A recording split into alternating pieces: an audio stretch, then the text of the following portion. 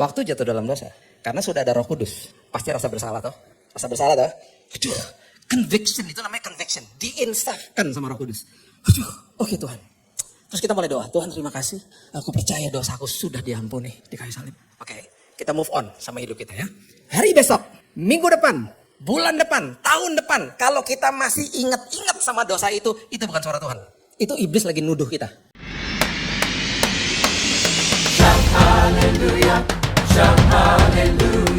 Shalom. Hari ini kita mau belajar tentang dasar ketaatan. Ketaatan itu seringkali kita pikir bahwa kita bisa memberikan yang terbaik sama Tuhan.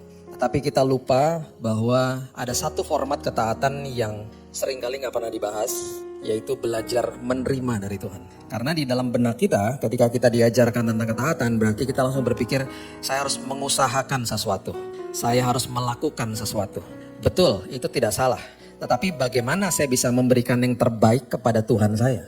Kalau saya nggak belajar terima dan saya tidak menikmati dan tidak mengalami kasih Tuhan yang Tuhan sudah berikan kepada saya, dan saya nggak belajar terima.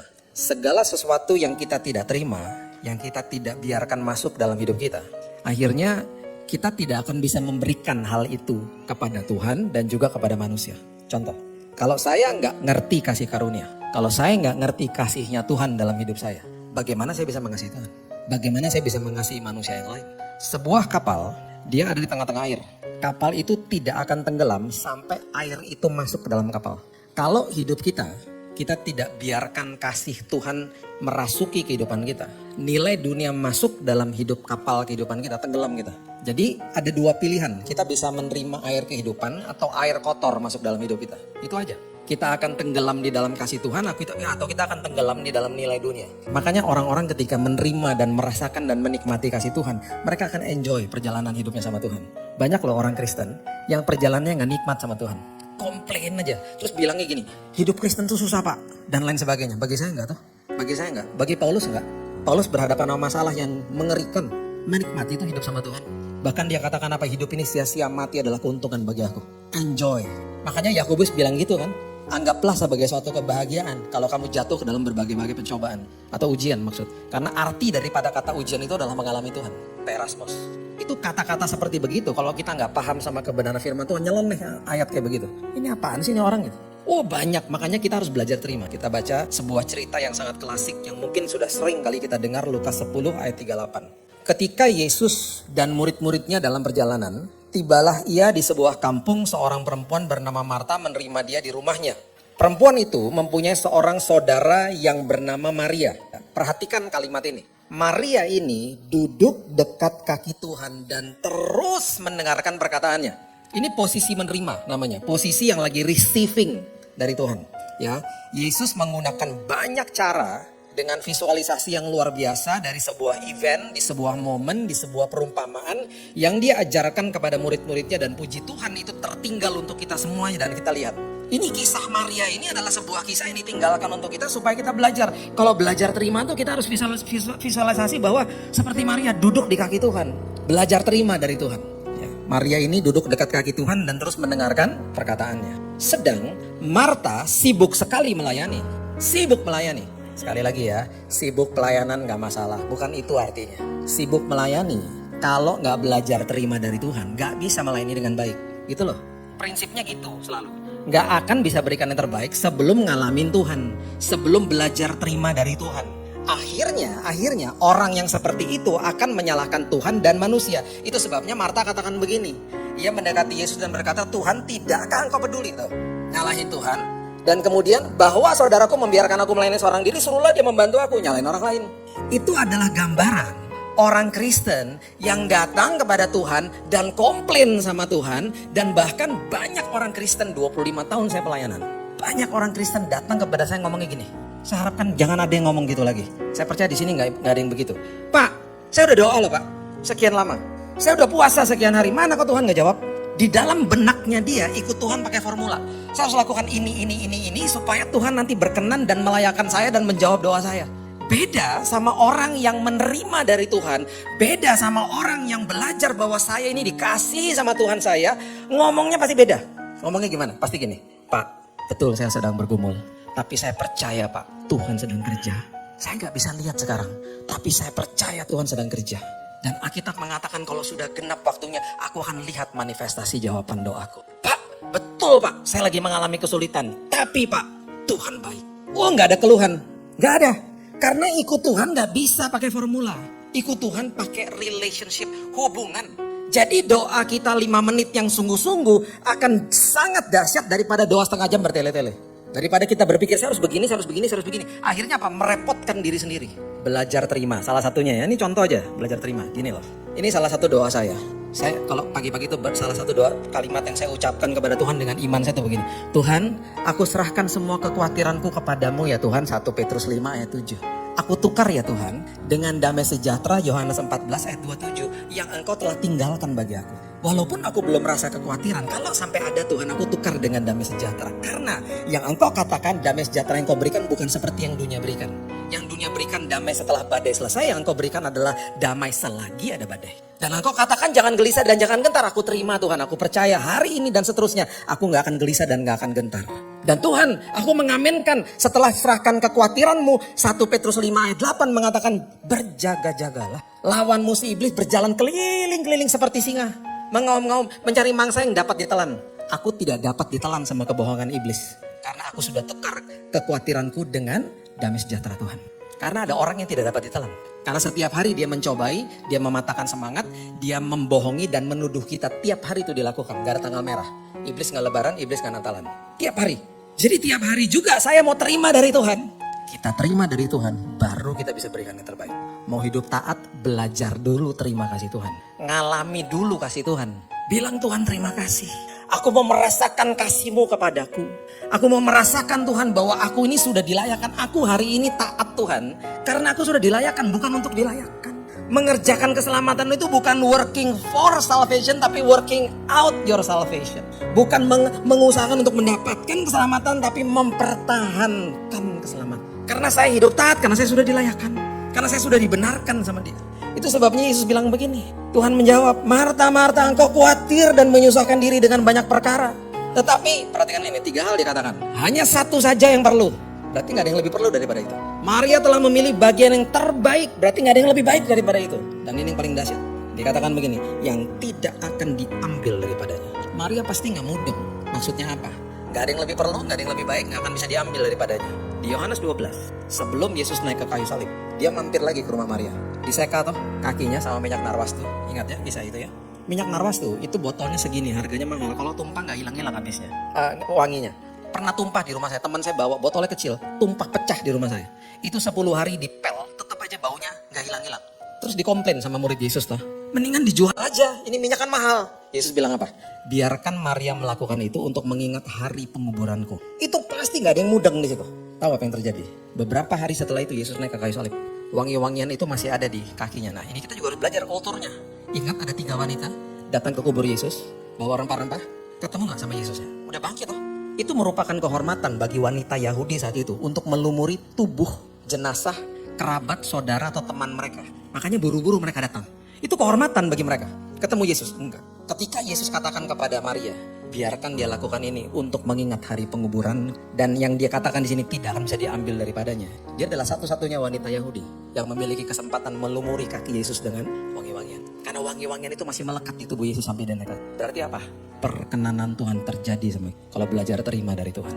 Akhirnya apa? I enjoy. Aku menikmati perjalanan hidupku sama Tuhan. Jadi gitu akhirnya. Coba buka sama-sama di Yohanes pasal 13, dimulai dari ayat 4.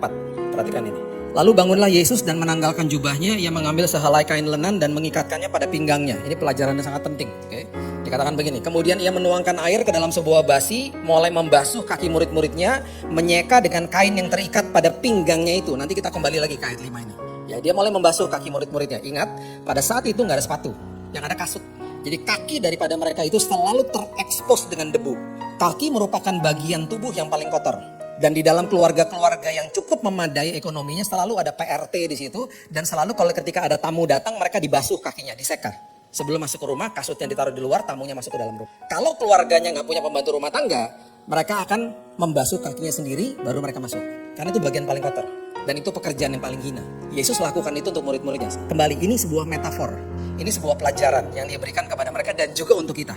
Supaya kita ngerti Apa yang dia lakukan? Supaya kita paham yang terjadi di dalam alam roh kita. Ayat 6. Maka sampailah ia kepada Simon Petrus, kata Petrus kepadanya, Tuhan, engkau hendak membasuh kakiku.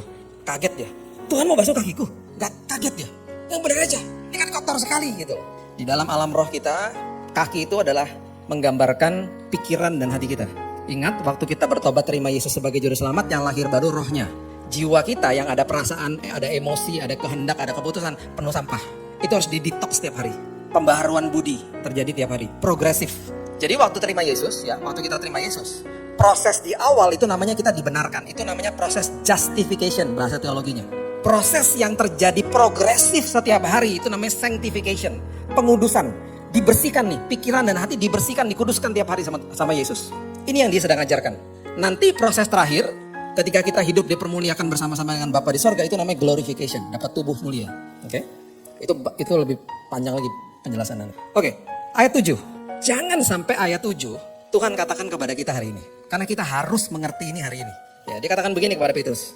Apa yang kuperbuat engkau tidak tahu sekarang. Tetapi engkau akan mengertinya kelak. Petrus ini betul-betul gak mudeng.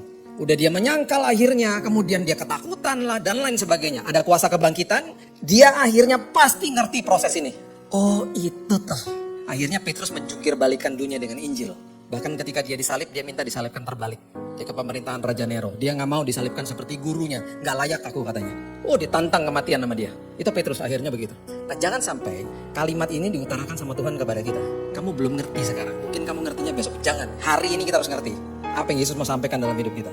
Ayat 8. Kata Petrus kepadanya. Engkau tidak akan membasuh kakiku sampai selama-lamanya. Enak aja. Ini kan kotor. Gak mau. Perhatikan apa yang Yesus katakan. Jikalau aku tidak membasuh engkau.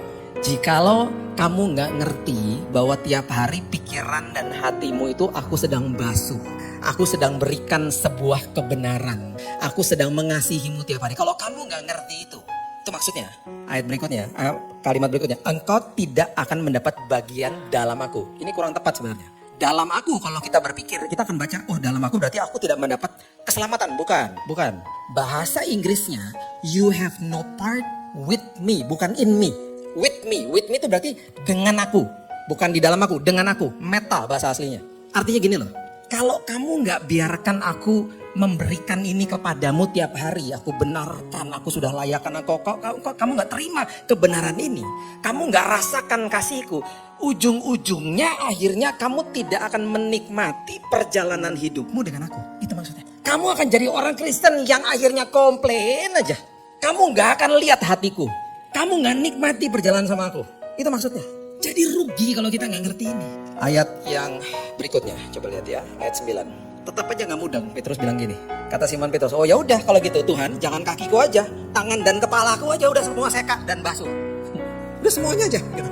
Dijelasin lagi sama Yesus. Lebih detail lagi dijelasin lagi ayat 10. Kata Yesus kepadanya. Barang siapa telah mandi. Barang siapa telah menerima keselamatan. Lahir baru. Tidak usah membasuh diri lagi. Yesus mati sekali untuk selamanya untuk itu. Selain membasuh kakinya, selain membasuh pikiran dan hati. Karena ia sudah bersih seluruhnya. Juga kamu, kita ini sudah bersih. Hanya tidak semua. Itu sebabnya pikiran dan hati harus didetox setiap hari. Sekolah kehidupan tiap hari. Selagi kita sekolah kehidupan, itu berarti kan kita pasti jatuh dalam dosa lagi. Jatuh dalam dosa itu berbeda sama orang yang hidup dalam dosa. Setelah terima Yesus sebagai juru selamat udah pasti jatuh dalam dosa. Sengaja atau tidak sengaja pasti jatuh. Perhatikan ini baik-baik. Waktu jatuh dalam dosa, karena sudah ada Roh Kudus, pasti rasa bersalah toh. Rasa bersalah toh. Aduh, conviction itu namanya conviction. Diinsafkan sama Roh Kudus. Aduh, oke Tuhan. Terus kita mulai doa. Tuhan terima kasih. Aku percaya dosaku sudah diampuni di kayu salib. Oke, kita move on sama hidup kita ya. Hari besok, minggu depan, bulan depan, tahun depan, kalau kita masih ingat-ingat sama dosa itu bukan suara Tuhan. Itu iblis lagi nuduh kita. Karena Tuhan tidak akan lagi mengingatkan dosa-dosa kita. Paham ya? Jadi jangan mau dituduh. Jangan mau dibohongi. Akhirnya orang-orang seperti itu stres hidupnya. Akhirnya apa? Orang seperti itu dosa lagi. Beda sama orang yang sudah terima kebaikan Tuhan dalam hidupnya. Merasakan kebaikan Tuhan dalam enggak mau buat dosa. Itu sebabnya saya pernah kasih tahu kan di sini. Saya udah lakukan ini sama anak-anak saya praktekkan sama anak saya. Saya didik mereka di dalam kasih karunia supaya mereka bertumbuh di dalam kasih karunia seperti Petrus katakan. Bertumbuh di dalam kasih karunia supaya apa? Manusia tidak tersesat dan kehilangan pegangan. Makanya waktu mereka berbuat salah, Saya bilang, Tuhan berikan aku hikmat supaya aku bisa mengajar mereka seperti Engkau mengajar aku, Tuhan. Jadi saya peluk. Saya nggak gini-giniin. Anak siapa? Anaknya bingung. Anu kok nanya sama saya? Saya peluk. Apa yang saya bisa lakukan supaya kamu nggak ulangi perbuatanmu lagi? Langsung dia merasakan kasih bapaknya. Langsung dia tahu bahwa bapaknya nggak pernah berseberangan sama saya. Dia sebut disiplinnya. Ketika dia lakukan disiplinnya, dia tidak kepahitan sama orang tuanya. Akhirnya mereka bertumbuh di dalam kasih karunia. Akhirnya mereka nggak mau buat nakal lagi, bukan karena ketakutan sama orang tuanya, tetapi karena hormat sama orang tua. Para orang tua, perhatikan ini baik-baik. Kalau anakmu ketakutan samamu, mereka pasti bohong. Mereka pasti menyembunyikan sesuatu. Gak semua mereka akan cerita. Saya berani ngomong gini karena saya udah menuai hasilnya. Karena dua-dua anak saya ketika mereka pertama kali jatuh cinta, mereka ngadu kepada saya. Dad, Dedi pertama kali jatuh cinta kapan? Anak saya yang perempuan ngomong gitu di umur 13 tahun. Waktu masih SD. Dedi inget gak nama ceweknya? Mas inget lah. Cinta pertama ya. Dedi kasih tahu sama dia. Ya enggak lah, masih SD kok. Tiba-tiba hening di mobil. Terus dia ngomong gini. Dad, aku punya perasaan kayak begitu. Aku harus bagaimana? Nangis saya. Nangis. Datang kepada saya minta pendapat. Kalau nggak bertumbuh di dalam kasih karunia, kalau ketakutan sama orang tua, nggak perlu orang tuanya tahu. Kalau perlu nggak usah tahu selama-lamanya. Tabu bagi mereka. Baru berapa tahun, 2 tahun lalu adiknya yang ngomong sama saya, sama istri saya lagi mesbah keluarga. Dedi, mami, aku lagi suka sama cewek. Ngomongin nggak lancar banget, nggak ada malu-malu. Aku harus ngapain ya? Oh, kamu mau dating sama dia, mami ikut ya langsung gitu. Gak rela aku. Open communication itu bertumbuh di dalam kasih karunia. Makanya firman Tuhan yang mengatakan begini. Kasihlah sesamamu manusia. Bagaimana kita bisa mengasihi kalau kita nggak terima kasih Tuhan? Makanya Yesus katakan apa? Kasihlah sesamamu sama seperti aku mengasihimu. Ayo. Bukan sama seperti orang mengasihi kita, bukan. Itu ya, kalau orang Kristen ya, udah ngalamin kasih Tuhan, disakiti sama orang yang gampang memaafkan. Gampang dan tidak akan memberikan silent treatment. Gak akan diemin orang. Jaga jarak gak masalah loh Bapak Ibu. Ya, ada orang-orang toksik, betul kita harus jaga jarak. Tapi jangan didiemin orangnya. Yesus pernah diemin orang? Gak pernah lah. Ada orang nyebelin ketemu sama kita, jangan buang muka, tegur duluan. Tapi Pak nanti dia akan tidak tegur saya balik. Gak apa-apa, itu urusan dia. Yang penting saya pokoknya gak mau diemin dia.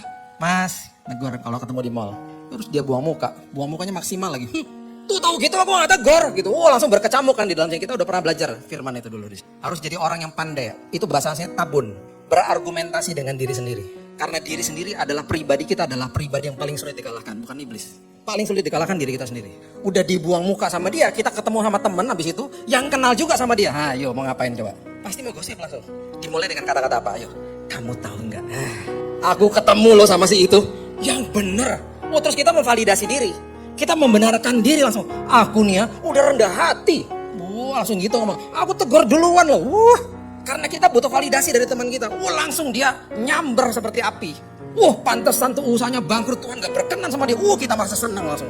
Tervalidasi. Memang aku yang benar nih, aku rendah hati.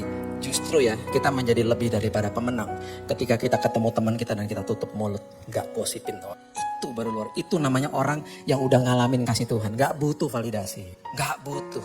Karena udah ngalamin kasih Tuhan. Itu maksudnya. Coba lihat ayat yang berikut ini. Kejadian pasal 3 ayat 14. Saya kasih 3 ayat ini lagi supaya Bapak Ibu mengerti sebagai penutup. Kejadian 3 ayat 14. Berfirmanlah Tuhan Allah kepada ular itu. Karena engkau berbuat demikian, terkutuklah engkau di antara segala ternak dan di antara segala binatang hutan. Dengan perutmu lah engkau akan menjalar. Perhatikan ya, ini makanan si iblis. Sekali lagi ya, kalau baca perjanjian lama serba fisik, masuk perjanjian baru, masuk ke dalam sini alam roh kita ya. Debu tanah lah akan kau makan seumur hidup. Jadi makanannya iblis debu tanah toh. Siapa debu tanah? Coba lihat kejadian 2 ayat 7. Ketika itulah Tuhan Allah membentuk manusia dari apa? Debu tanah. Jadi di dalam alam roh sekarang kita ini mangsanya dia. Debu tanah. Korelasinya betul-betul pas dengan apa yang Yesus ajarkan. Dia ingin membersihkan apa? Kaki yang terekspos dengan debu tanah. Makanannya iblis. Pikiran dan hati kita diserang tiap hari makannya sama dia. Itu sebabnya sekarang kita balik lagi ke ayat 5 ya, supaya kita ngerti sebagai penutup. Saya kasih bahasa aslinya. Yohanes 13 ayat 5. Coba lihat. Ini artinya. Akhirnya kita mengerti apa yang Yesus lakukan ya. Ini dia katakan begini. Kemudian ia menuangkan air ke dalam sebuah basi, mulai membasuh kaki. Ya. Membasuh itu artinya nipto, bahasa Yunani. Ya, perjanjian baru itu bahasa Yunani.